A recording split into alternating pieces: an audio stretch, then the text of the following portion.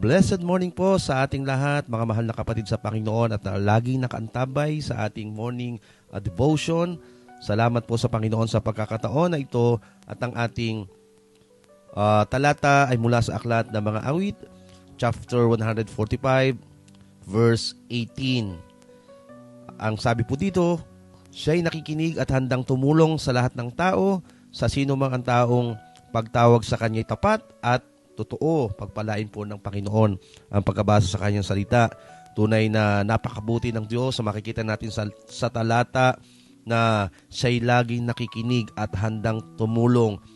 Ito po ay pagpapatunay lamang ng pagmamahal ng Diyos sa atin. Hindi niya tayo nililimitahan ng paglapit sa Kanya, kung hindi siya ay laging handang tumulong. Siya ay laging nakikinig.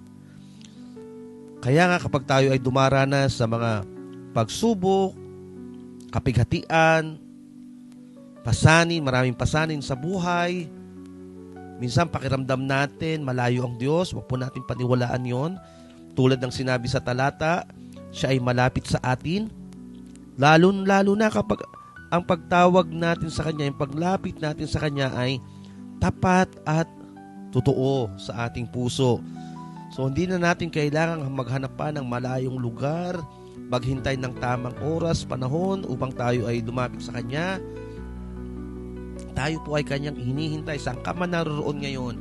Nasa kwarto ka man, nasa sala ka man, nasa kusina ka man, maaring nagbabiyahe ka, maaring ikaw ay nasa trabaho, pwede kang tumawag sa ating Panginoon. Lagi siyang nakikinig at handang-handa siya na ikaw ay tugunin.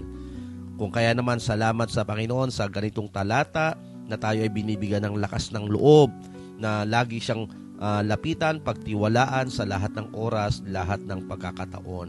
Kaya mga mahal na kapatid, ang challenge ko sa inyo, kung meron kang kabagabagan sa buhay, meron kang pighati, lumapit ka sa Panginoon, tumawag ka sa Kanya na may pagpapakumbaba, pagtitiwala at tapat sa iyong puso. Ipaubayo mo sa Kanya ang iyong mga alalahanin, pasalamatan siya sa Kanyang katapatan dahil siya'y tutugon at tutugon, kikilos at kikilos sa iyong buhay, hindi lamang sa iyo, baging sa iyong pamilya. Magandang araw po sa ating lahat, pagpalain tayong Diyos. Ito po ang inyong kaibigan na lagi nandyan, Kuya John.